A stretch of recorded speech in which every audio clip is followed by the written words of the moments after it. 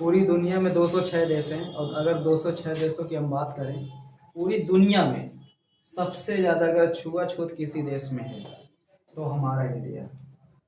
आप ये समझिए, छुआछूत के मामले में इससे बड़ा कोई देश नहीं है। पूरी दुनिया में सबसे ज़्यादा छुआछूत, ऊंच नीच यही के लोग मानते हैं।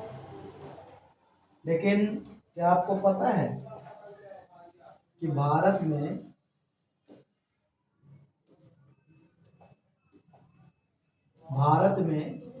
एक अधिनियम आया था जिसे कहा गया है अधिनियम 1989। अधिनियम 1989 के तहत आप ये समझिए भारत में छुआछूत को पूरी तरह खत्म कर दिया गया और हमारे यहाँ पर SC, ST, OBC और जनरल, ये 4 कैटेगरी के लोग रहते हैं, जिनमें से सबसे ज़्यादा जो उच्च स्थान प्राप्त है वो जनरल कैटेगरी के लोग। दूसरे नंबर पर OBC, तीसरे नंबर पर SC और ST। लेकिन SC को हम क्या कहते हैं? अनुसूचित जाति, और ST को हम कहते हैं अनुसूचित जनजाति। तो आप इसमें कहिए कि ये आदिवासी होते हैं, ये जो होते हैं ये आदिवासी होते हैं और इन्हें दलित कहा जाता है। लेकिन इन्हीं दोनों को अगर हम मिला देंगे तो इन्हीं को पहले कहा जाता था हरिजन। एक बार क्या हुआ कि डॉक्टर भीमराव अंबेडकर और महात्मा गांधी के बीच में इसी हरिजन शब्द को लेकर बहस हो गई। अब बहस क्यों हो गई? बताया जाता है कि महात्मा गांधी दलितों के लिए एक शब्द यूज किए थे, हरिजन, और महात्मा गांधी का कहने का अर्थ ये था कि ये दलित नहीं है, ये भगवान विष्णु के वंशज हैं और ये भगवान हरि के समान है, इसलिए हम इन्हें हरिजन कहते हैं। तो अम्बेडकर साहब ने कहा कोई बात नहीं, अगर आप हमें भगवान विष्णु या भगवान हरि के समान मानते हैं तो केवल हम ही को क्यों मानते हैं? आप OBC और जनरल वालों को क्यों नहीं मानते? उन्हें भी आप हरिजन कहिए। क्या भगवान विष्णु या भगवान हरि हम ही के स्पेशल भेजे हैं क्या? आप उनको तो भेजिए भाई, उनको भी तो भेजे होंगे, आप उनको क्यों नहीं? महात्मा गांधी अम्बेडकर साहब से नाराज हो गए क्योंकि महात्मा गांधी को चाहिए थी वोट और इसीलिए वो बांध रहे थे। और बाद में दोनों के बीच में जब विवाद हुआ और उन्होंने कहा नहीं, आप अगर आपको हरिजन अगर कहना है तो सबको कहिए, केवल स्पेशल एक जाति या वर्ग के लोगों को आप हरिजन नहीं कह सकते। और उन्होंने साफ कह दिया हमारे यहाँ पर कोई दलित नहीं है, हम लोग दलित नहीं है, ना हम हरिजन हैं, हम हैं अनुसूचित जाति। क्या है? अनुसूचित जाति और अनुसूचित जनजाति। उन्होंने ये बात कही।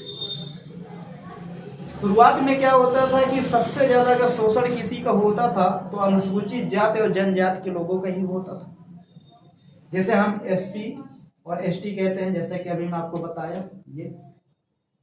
तो आप सुने होंगे कि एक SC और ST एक्ट होता है, और अगर SC और ST एक्ट किसी के ऊपर लग जाए तो समझ लीजिए कि वो बर्बाद हो जाएगा। अब कैसे बर्बाद हो जाएगा? ध्यान समझिए। पहले तो ये एक्ट लगता कैसे? जैसे मान लो कोई व्यक्ति अनुसूचित जाति का है या अनुसूचित जनजाति का है या OBC का है या जनरल का है, तो सबसे पहले मैं आपको बता दूं SC जो एक्ट लगता है वो SC और ST के ऊपर नहीं लगेगा, जो इस वर्ग के लोग हैं उनके ऊपर ये एक्ट नहीं लगेगा। SC और ST जो एक्ट लगेगा वो एक्ट लगेगा किसके ऊपर? OBC और जनरल कैटेगरी के जो व्यक्ति हैं इनके ऊपर ये एक्ट लगेगा। किसके ऊपर लगेगा? OBC और जनरल, ये जो 2 कैटेगरी के लोग हैं इनके ऊपर ये एक्ट लगेगा, बाकी किसी के ऊपर ये एक्ट नहीं लगेगा। अब देखिए, जैसे OBC का कोई व्यक्ति है या जनरल का कोई व्यक्ति है, अगर मान लो कोई SC या ST व्यक्ति है और उसके वो शोषण करते हैं, जैसे मान लो उसे मलमूत्र पिला रहे हैं, मलमूत्र खिला रहे हैं, या उसकी जात को लेकर उसे गाली दे रहे हैं, या उसके साथ छुआछूत जैसे अनेक चीजें हैं होती हैं जो नहीं करना चाहिए वो उसके साथ कर रहे हैं, तो फिर वो व्यक्ति उस व्यक्ति के ऊपर SC और ST एक्ट लगा सकता है। अब बताया जाता है जिस व्यक्ति के ऊपर SC और ST एक्ट लग जाएगा तो 5 महीने से लेकर के 5 साल तक की सजा का प्रावधान है। 21,000 रुपए से लेकर के 8 लाख तक का जुर्माना का प्रावधान है।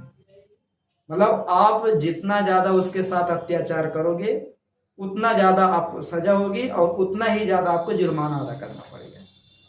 तो अगर आपके साथ कोई OBC या जनरल का व्यक्ति आपके गांव घर में गाली गलौज से बात करता है या आपको आपकी जात के नाम पर आपको परेशान करता है, जात के नाम पर गाली देता है, तो आप उसके ऊपर ये एक्ट लगवा सकते हो और उससे अदालत आपको पैसा दिला देगी और अदालत उसको सजा भी देगी। तो ये होता है SC और ST एक्ट। तो SC और ST एक्ट OBC और जनरल कैटेगरी के लोगों के ऊपर लागू होता है, जिनके ऊपर ही लगेगा और ना कि SC और ST के वर्ग के ऊपर लगेगा। बात समझ में आ गई? और वो लगा सकते हैं इनके ऊपर, क्यों? क्योंकि शोषण उनका हो रहा है, हमारा थोड़ा होगा। भाई देखिए आप जरा सोचिए, जनरल का व्यक्ति है, जनरल का, और OBC का व्यक्ति है, दोनों एक जगह बैठ के खाना खा लेते हैं, लेकिन क्या SC का व्यक्ति जनरल के व्यक्ति के साथ खाना बैठ के खा पाता है? क्या नहीं खा पाता। बाहर तो खा लेगा, लेकिन गांव का जो उसका समाज है वहां पर वो नहीं खाने। आप ये समझिए। तो अगर आपको कोई आज के बाद हरिजन कहे तो उससे कह देना आप हरिजन हमें नहीं कह सकते, क्योंकि 1982 में साफ कह दिया गया था, 1982 में इसे खत्म कर दिया गया। 1982 में बिल्कुल पूरी तरह खत्म कर दिया गया था कि आप हरिजन शब्द यूज नहीं कर सकते।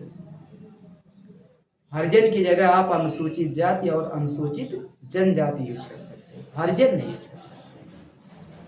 आप ये समझिए, क्योंकि महात्मा गांधी ने ये हरिजन शब्द बोला था दलितों के लिए, तो अम्बेडकर ने इसका विरोध किया। तो ये कहानी है, ठीक।